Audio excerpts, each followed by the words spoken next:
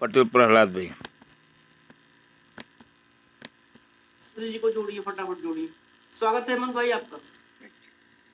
आपके देखते देखते क्या से क्या हो गया। Sanjeev Khanna chief justice of India,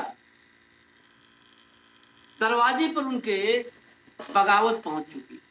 ये मुझे लगता है शायद पहली बार हुआ है आजाद भारत के इतिहास में जब सीजेआई के सामने अलग अलग राज्यों से बागी पहुंचे हैं दरवाजे पर, और दरवाजे पर दस्तक दे रहे हैं, कह रहे हैं नहीं आपकी मनमानी नहीं चलेगी, हम जो कह रहे हैं उसको गौर से सुनो और जो हम कह रहे हैं वही करना पड़ेगा। मामला वही माय लॉर्ड का है, नोटों को की बोरियों वाले माय लॉर्ड का, जस्टिस यशवंत वर्मा। उनकी कहानी आज और खुलेगी। इस कहानी में पुलिस भी फंसेगी, फायर ब्रिगेड वाले भी फंसेंगे, फायर वाले भी फंसेंगे। कब सीज कर रहे हो कमरा, मौकाए वारदात ही नहीं सील किया है, बताओ गजब। लेकिन उस पर हम बाद में आएंगे। पहले डिबेट के पहले पार्ट में हम चर्चा करेंगे सीजेआई के घर के दरवाजे पर बगावत। इस बगावत में हाथ किसका? क्या अमित शाह के खेल में सुप्रीम कोर्ट फंसा है? ये बड़ा महत्वपूर्ण सवाल।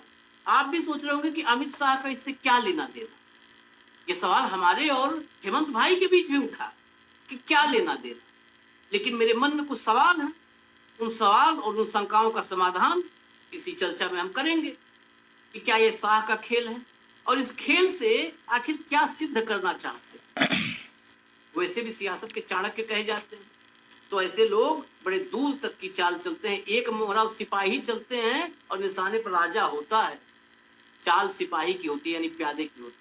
सीधा हेमंत भाई के पास आते हैं। पहले बगावत वाले पोर्शन पे, पहले बगावत यानी तथ्य, फिर विश्लेषण पे जाएंगे। हेमंत भाई, ये बगावत कहां कहां से पहुंची है दरवाजे पर और क्यों पहुंची, क्या डिमांड है? पहले पूरी खबर ब्रीफ कर दे, फिर आएंगे उस पार्ट पे, शाह वाले पार्ट। आशीष भाई नमस्कार आपको, सारे दर्शक साथियों को। देखिए, बड़ी खबर ये है कि जो 3 दिन पहले मिस्टर अनिल तिवारी ने कहा था, जो इलाहाबाद बार एसोसिएशन के अध्यक्ष हैं, और उन्होंने दावा किया था कि हमारे पास पूरे देश की 22 हाई कोर्ट्स की बार का असमर्थ है। और उसी कड़ी में आगे बढ़ते हुए आज वो तमाम बार प्रेसिडेंट्स को लेकर के और दिल्ली सुप्रीम कोर्ट में पहुंच चुके हैं। और बार एसोसिएशन उनकी खुद की तो है ही, इलाहाबाद की, उसके अलावा लखनऊ बेंच की है, गुजरात की है, कर्नाटक की है, और जबलपुर जो मध्य प्रदेश में जो बेंच होती है उसकी। तो उन सारी बार्स के प्रेसिडेंट दिल्ली पहुंच चुके हैं और वो सारे के सारे ना केवल जस्टिस खन्ना से मिलेंगे, बल्कि जो कॉलेजियम के बाकी 4 मेंबर्स में सीनियर मोस्ट जजेस, उनसे भी मिलने वाले हैं। उनकी मांग केवल 2 सूत्री है।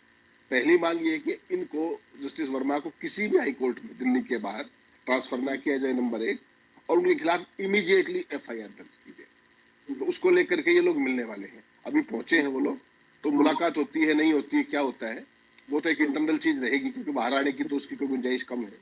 लेकिन उसमें इंटरेस्टिंग बात एक और है, अगर आपको ध्यान हो, 3 दिन पहले 3 वकीलों ने, जो सीनियर वकील हैं सुप्रीम कोर्ट के, उन्होंने भी एक पिटीशन फाइल कर रखी है और वो भी लगातार मांग कर रहे हैं कि जस्टिस वर्मा के खिलाफ FIR दर्ज की जाए। अभी तक FIR दर्ज नहीं हुई है, नंबर 1, जो सबसे इंपॉर्टेंट बात है।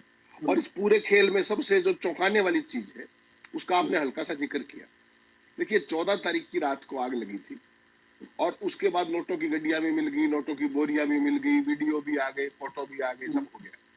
और 7 दिन तक कुछ नहीं हुआ। 8वें दिन जब अंग्रेजी के अखबार में वो खबर छपी, उसके बाद वो सब कुछ एक्शन में आए, सारी चीजें। लेकिन जब कल जो इंक्वायरी कमेटी है 3 जजों की, जब वो पहुंची कल वर्मा के घर पे, उसके बाद दिल्ली पुलिस ने वो जो स्टोर रूम था जहां पर पैसे थे, जो बोरियां थी पैसों की, उसको कल सील किया है।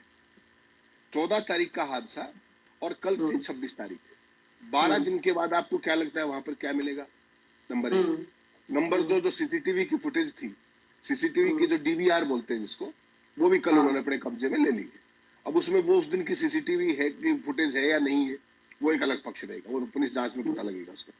और तीसरा जो बात है कि अगर जब रात को पुलिस आई थी 14 की रात को, अगर उस कमरे को तभी सील कर देते तो कम से कम वो मलबा और वो सारी चीजें बच जाती, जिससे फॉरेंसिक एनालिसिस हो पाता, केस की जांच हो पाती। इसके अंदर तमाम तरह की प्रॉब्लम्स है इस केस की जांच में।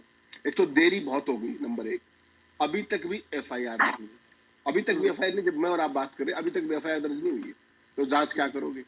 और वो जब सारा कमरे से मलबा हटाई दिया गया है जला हुआ, तो वहां पे अब करोगे उसको सील करो या मत करो, उससे कोई बहुत फर्क पड़ता है क्या? तो ये पूरे का पूरा अपने आप में एक रहस्य है। और असली खेल जो है वो ये है कि ये सारे लोग जो है बार एसोसिएशन के अध्यक्ष ये पहुंचे हैं और झंडा एक तरीके से इन्होंने उठा लिया है बगावत का कि हम किसी भी सूरत में इनको, हालांकि क्योंकि सुप्रीम कोर्ट तो कॉलेजियम जो था पहले वो उसको वो कर चुका है नंबर 1 ट्रांसफर के लिए, और दूसरी बार जो है 3 दिन पहले उन्होंने फिर अपना रिट्रेट कर दिया कि नहीं, इनको इलाहाबाद हाईकोर्ट वापस भेजना। तो ये सारी सूरत जो है ये अपने आप में एक टकराव से का माहौल है। लेकिन इंटरेस्टिंग बात यह है जितने भी लोग आए हैं बार एसोसिएशन के प्रधान, ये सारे के सारे भारतीय जनता पार्टी शासित सरकारों के। ये बड़ा इंपॉर्टेंट चीज है इसमें, जो अगर आप देखोगे। मैं आपको रोकूंगा। ये कई चीजें हम आज चर्चा को हम उस एंगल पर ले जाना चाह रहे हैं, समझना चाह रहे हैं जहां पर किसी का ध्यान नहीं। ये देखिए, जस्टिस अभय अशोक, मैं आज की तारीख में इस देश में अगर किसी एक जस्टिस की रिस्पेक्ट इस मामले में करता हूं, नंबर 1 पे 4-5 हैं तो जस्टिस अभय अशोक हैं। उन्होंने क्या कहा है? Justice Oka calls for introspection. We have no right to say common man has faith in judiciary. मतलब हमें ये बोलने का कोई अधिकार नहीं है कि आम आदमी को न्यायपालिका में भरोसा है। हटा दीजिए इसको। ये असल में ये खबर कनेक्ट हो रही है, इस चर्चा से हमारे कनेक्ट हो रही है। यही अविश्वास कोई मानने को तैयार नहीं है, सीजीआई भी मानने को तैयार नहीं है। सीजीआई भी नहीं मान रहे हैं कि इस कदर अविश्वास अब हो चुका है, क्योंकि नोटों के बंडल पर अगर एफआईआर नहीं होगी तो उस अविश्वास पर, बेसिकली अविश्वास पर मुहर लग रही है कि अब जज के घर में नोट मिले कोई बात नहीं है, मौज करो, जज साहब को कोई हाथ नहीं लगाएगा, बाल न बाका कर सके जो जगबैरी हो टाइप में, तो कोई उनका बाल बाका नहीं कर पाए। खैर, हम इस विषय पर जो जस्टिस ओक वाले से हम जरा चलते हैं।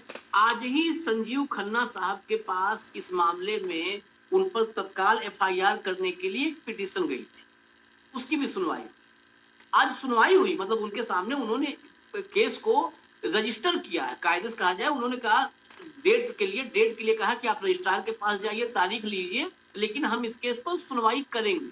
ये वही मामला है जिसमें मुंबई के 4 अधिवक्ताओं ने, जिनका एक न्यायपालिका की सफाई का एक अभियान जिन्होंने चला रखा है, उन्होंने केस दायर किया था।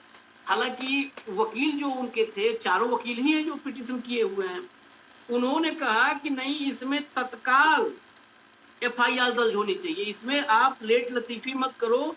मैं आपको बता दूं, मैथ्यू जे नेदुम्पारा अधिवक्ता का नाम है।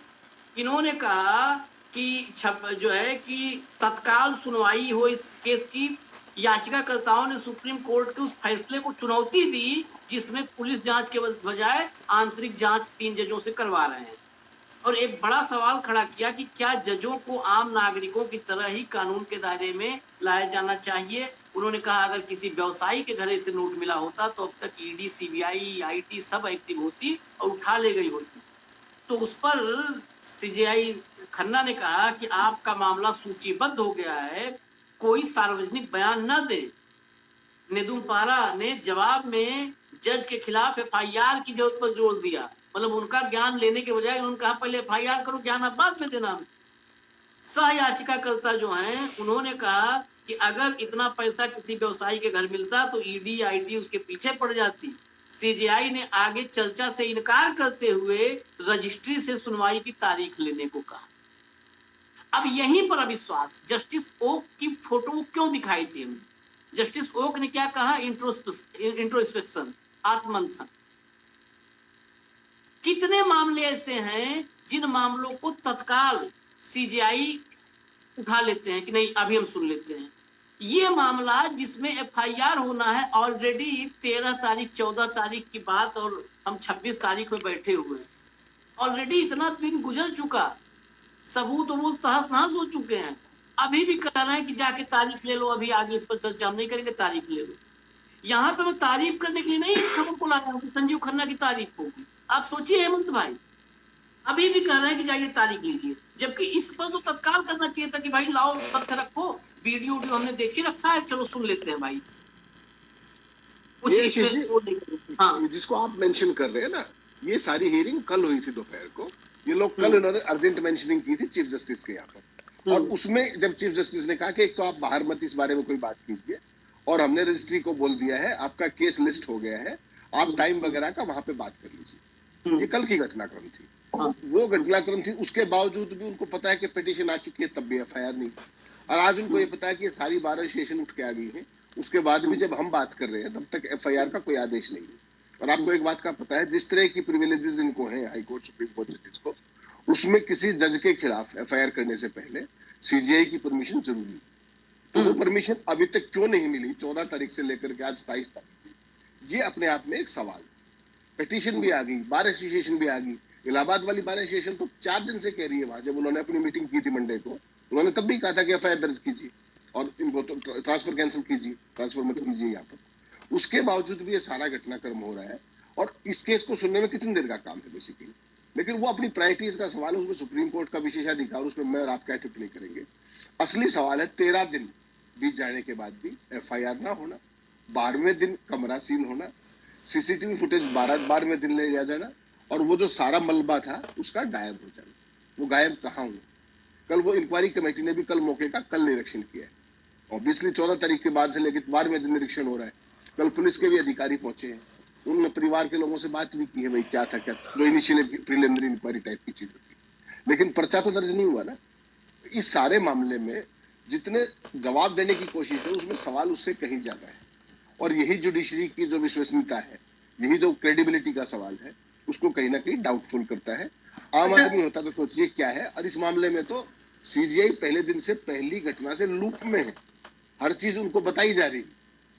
दिल्ली का ही मामला हो गया ना, कोई बाहर का, नागालैंड का तो है नहीं मामला, ये दूर की स्टेट का तो मामला है नहीं, कम्युनिकेशन का तो इशू है नहीं।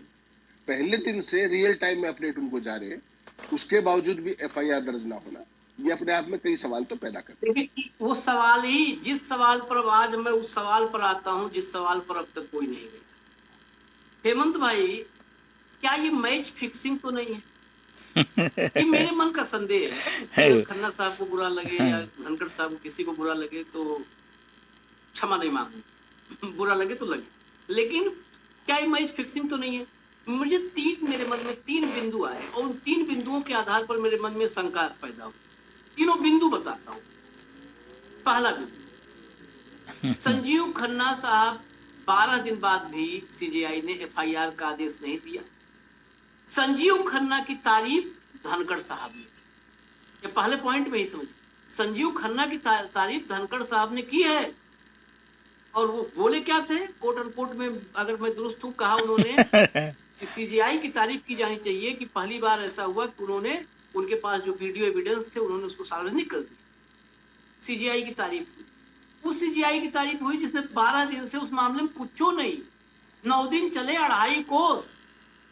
कहावत है हमारे यहाँ देसी में, उत्तर प्रदेश में, कि 9 दिन तक लगातार दौड़े उसेन बोल्ट टाइप, और 9 दिन बाद दूरी कितनी तय हुई? 2.5 कोस 9 दिन में।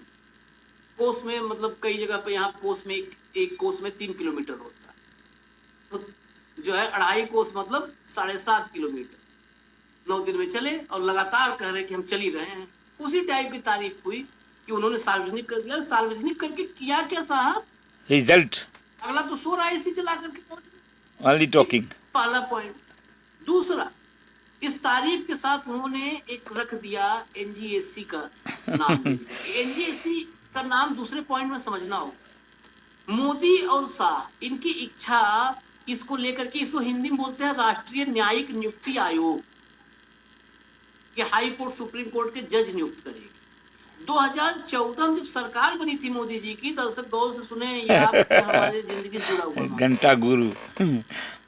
उसी समय ये जो है एनजीएससी का बिल आया, मतलब लाया गया, और चौंक जाएंगे आप कि कांग्रेस और लेफ्ट किसी ने विरोध नहीं किया, तो सबने साथ किया।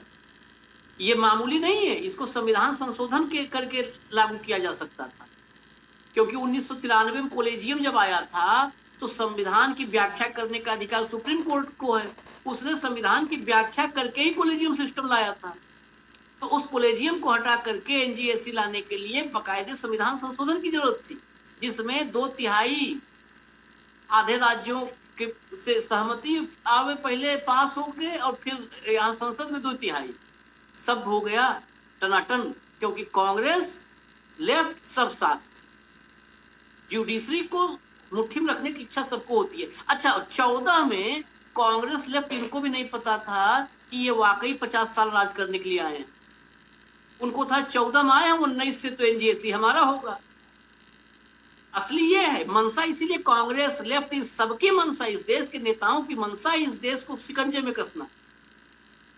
हेमंत भाई थोड़ा लंबा हो रहा है क्योंकि मैं बिंदुओं को क्यों मैं लाया ये सवाल, ये तो वो एनजीएसी लाना चाहते हैं। धनखड़ साहब ने उसकी चर्चा छेड़ी। धनखड़ साहब के साथ एक इस देश में राष्ट्रवादियों के सबसे बड़े वकील, मतलब वो उन्हीं को सबसे बड़ा वकील कहते हैं। उनको ही बुरा लगे तो उनसे भी माफी नहीं, लेकिन राष्ट्रवादियों के अंधभक्तों के लिस्ट में वो सबसे नंबर 1 पे वकील है। उनका नाम है हरीश साल्वे। और 1 रुपए में केस लड़े जो है, उसके बाद तो और वो बड़े हो गए। हरीश साल्वे ने ये ताल छेड़ा। हरीश साल्वे ने कहा नहीं, ये कॉलेजियम में बहुत गड़बड़ है।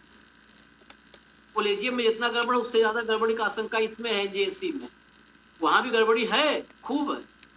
तो हरीश साल्वे फिर धनखड़ आ गए। All sector problem. बड़ा बोरिंग लगेगा मुझे लग रहा है, दर्शकों से मैं बीच में कह दूं, ये बड़ा लेकिन तकनीकी और इम्पोर्टेंट मसला है। शाह का खेल जो मैं कहा था, उसलिए इसको बता रहा हूं। एनजेएसी को लेकर के संजीव खन्ना उधर कार्रवाई नहीं कर रहे हैं, जिससे न्यायपालिका पर लोगों का सम्मान लगातार जो घटा था वो रसातल में जा रहा है। हेमंत भाई, दूसरी तरफ जितने लोग बागी के रूप में कहा जा रहा है कि बार वाले बागी हो गए हैं, दरवाजे पे खड़े हैं, ये कहाँ का बार है? यूपी की बार। यूपी की बार को कभी आपने सुना कि यूपी की बार ने कभी किसी जो है अभी जैसे कुंभ में भगदड़ हुआ था, इलाहाबाद ही भगदड़ हुआ था, कुंभ भर इलाहाबाद कुंभ मिला, चिटिंग मिला, परेशान रहे हेमंत भाई, डेथ मिला, मृत्यु मिला। एक को तो रोड पर पुलिस वालों ने पीटा था वकील को। इलाहाबाद में वकील को पीटना, आप ये मान लीजिए कि व्हाइट हाउस में ट्रम्प कुंभ मेला में हिंदू लोग मारे गए। पुलिस की हिम्मत नहीं होती इलाहाबाद में, प्रयागराज बोल दे तो वहां वकील को पीटा पुलिस वालों ने, थप्पड़िया दिया। तो तब भी बार खामोश रहा। तब भी बार ने नहीं मोर्चा खोला कि योगी आदित्यनाथ कार्रवाई करो, नहीं तो हम जो है डंक ईंट से ईंट बजा देंगे। नहीं बोला ये बार। ये बहुत गुस्से में कह रहा हूँ, इस पे जो संदेह मुझे है। ये बार यशवंत वर्मा पर पूरा मोर्चा खोल चुका है। गुजरात का बार आ गया मैदान में। गुजरात का बार, जहां पे मैं गुजरात में एक केस को लेकर मैंने बात किया था, बार से जुड़ा, जिससे बात किया, उसने कहा यहाँ का बार प्रीमियम बिना ऊपर के परमिशन के कोई फैसला नहीं करता है, वो कोई फैसला नहीं करता। मध्य प्रदेश का बार, ये सारे बार वहां बगावत करना। कहीं ये पूरी तैयारी उसी स्क्रिप्ट की तो नहीं है कि इतना बिल्ट हो जाए प्रेशर, इतना भयंकर प्रेशर सुप्रीम कोर्ट पे आ जाए दिखावे के लिए। मतलब संजीव खन्ना जी भी प्रेशर महसूस करें कि देखिए मैं तो बहुत तनाव में, दबाव में हूँ, ये दबाव सुप्रीम कोर्ट पे नहीं होना चाहिए, सरकार फैसला। और फिर फाइनली हो कि ये सबसे मुफीद मौका है, चलिए एनजेसी आ गए, जिसे 2015 में 4-1 के बहुमत से असंवैधानिक घोषित करके बाहर फेंक दिया था इसी सुप्रीम कोर्ट। क्या ये खेल तो नहीं है? मुझे ये खेल डाउट है। अब आप जो बताओ ये सही बात। आशीष भाई, मंशा 100% पहले दिन से वही है। हम लगातार 21 तारीख की बात कर रहे हैं। चूंकि स्क्रिप्ट रेडी नहीं थी, इसलिए सारा गड़बड़ हो गया मामला। पहले तो मामला ये था कि इनिशियली तो ये था कि वर्मा को बचाया जाए। इसीलिए आप देखिए 14 से 20 तक सब कुछ होता रहा, सारी वीडियो, सारे फोटो, सब कुछ हर एक के पास था, लेकिन वो बाहर मीडिया में नहीं आने दिया गया। 21 तारीख को वो खबर छपी, उसके बाद स्क्रिप्ट चेंज होनी शुरू। और फिर जो आपदा में अफसर, जो मोदी जी का फेवरेट वो है, उसको कहीं ना कहीं वो प्लान एक्शन में आई और उसकी शुरुआत की साल्वे साहब ने डॉगी चैनल्स के जरिए। तमाम जगह पे उन्होंने एनजेसी का जिक्र किया और किया। वो 21 तारीख की बात है। उसके बाद 22 तारीख से लेकर के लगातार 3 दिन तक वाइस प्रेसिडेंट धनखड़ साहब, जिनका बड़ा प्रिय शगल है, जो अपने आपको इस देश का बड़ा न्यायिक विद्वान मानते हैं, वो ये मानते हैं कि मेरे से बड़ा कोई वकील शायद ही होगा। और उसमें वैसे ही कसर खड़गे साहब ने भी पूरी कर दी, उनको बहुत बड़ा विद्वान कह दिया उसके अंदर कि आप तो इतने महान हैं कानून के मामले में। तो बेसिकली अब ये नई स्क्रिप्ट लिखी जा रही है, और जब नई स्क्रिप्ट लिखी जाती है तो उसमें नए नए किरदार बीच में आना जाना स्वाभाविक है। प्री डिटरमिन्ड नहीं है ना।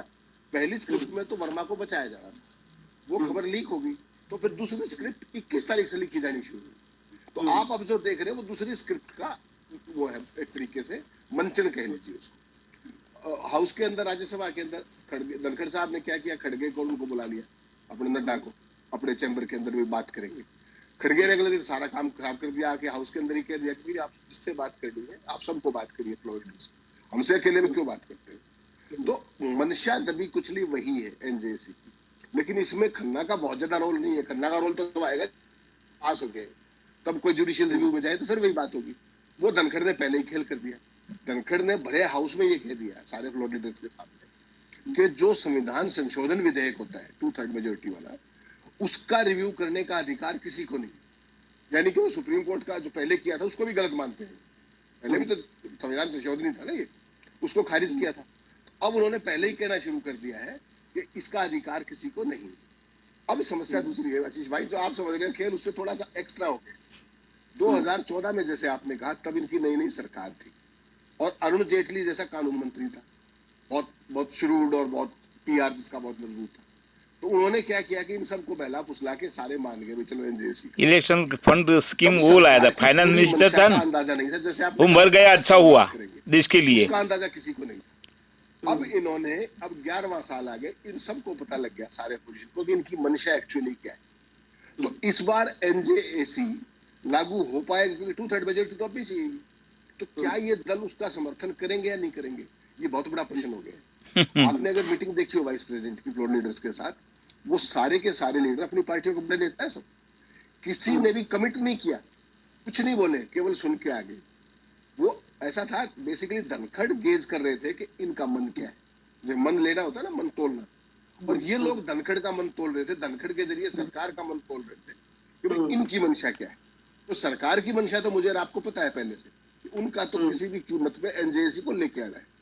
लेकिन अब जो विपक्ष है वो दूध का जला है, वो इस बार इतनी जल्दी से समर्थन दे देगा एनजेसी को, या उसमें तमाम तरह के संशोधन करेगा, संशोधन पर, क्योंकि अकेले सरकार नहीं कर सकती, 2/3 मेजोरिटी चाहिए, तो आसान नहीं होगा। लेकिन सरकार की ओवरड्यू मंशा जरूर है पिछले 11 सालों से, और मेरे ख्याल में मोदी जी की इकलौती यही मंशा बची हुई है जो पूरी नहीं हुई, वरना तो हर चीज को अपने काबू में कर चुके हैं। जुडिशरी का एब्सोल्यूट कंट्रोल अभी ऑफिशियली आना बाकी है, इसलिए सारी की सारी स्क्रिप्ट पर काम हो रहा है, कुल मिला के बात। लेकिन इसमें जो है आपने जो कहा ना, ये बात बिल्कुल दुरुस्त है। 14 वाली स्थिति अब नहीं है 25 में, आज ही। बाकी तो आपने कहा खामोश है, लेकिन महुआ मोइत्रा ने बोल दिया है। मैं वही अभी Mahua Moitra is a truth ladies, truth MP, ये जो कुछ भी खेल चल रहा है, जो हमने टीएमसी खड़ा किया था, मेंबर ऑफ पार्लियामेंट, पता नहीं अभी मेरे पास तत्काल ये चर्चा करते समय मेरे पास एक इंफॉर्मेशन कंट्रोल रूम से भेजा गया कि ये देखिए अभी का अपडेट है। महुआ मोइत्रा का बयान है कि ये जितना चल रहा है दिल्ली से दौलताबाद तक जो खेल, इस सबका एक ही मकसद है, एक ही मकसद है, वही राष्ट्रीय न्यायिक नियुक्ति आयोग, उसी के हिसाब से सारा कुछ सजाया जा रहा है, डिजाइन किया जा रहा है। तो इसका मतलब अपोजिशन ने बोलना शुरू कर दिया, बताना शुरू कर दिया, और अगर बोलना शुरू कर दिया है, इसका मतलब है कि अब एनजेसी पर साथ विपक्ष का नहीं मिलेगा। जब मिला था तो मिला था, लेकिन सवाल कई हैं। विपक्ष में भी जब स्लीपर सेल्स की बात करते हैं तो बहुत है, और हर पार्टी में, आज की तारीख में हम लोग कांग्रेस की ज्यादा चर्चा करते हैं, हर पार्टी उनको भी एक्टिव किया जाएगा कि वो भी अपने अपने नेताओं को समझाएं कि आज नहीं तो कल सरकार में तो हम भी आएंगे। मतलब वो कहते हैं ना, गाजर लटका दें, वो गाजर लटकाने की कोशिश होगी कि आज नहीं तो कल सत्ता में आएंगे तो उनको इसका फायदा तो मिलेगा। ये भी कोशिश होगी पैरेलल, समानांतर। खैर, आज थोड़ा जल्दी ही 24 मिनट हालांकि हो चुके हैं, लेकिन जल्दी ही थोड़ा अभी इजाजत लेंगे। थोड़ा मैं बाहर हूँ, बड़े विषम परिस्थितियों में, दर्शकों से बोल दूं कि आज के कार्यक्रम में थोड़ा ऑडियो वीडियो में कुछ डिस्टर्बेंस अगर हो तो क्षमा करेंगे आप लोग। अच्छा है, नो प्रॉब्लम। बहुत सारी डिस्टर्बेंस में, खाली ये कार्यक्रम करना आज मजबूरी है, तो कैसे भी हालत में बैठ करके कर रहा हूँ। इजाजत दीजिए।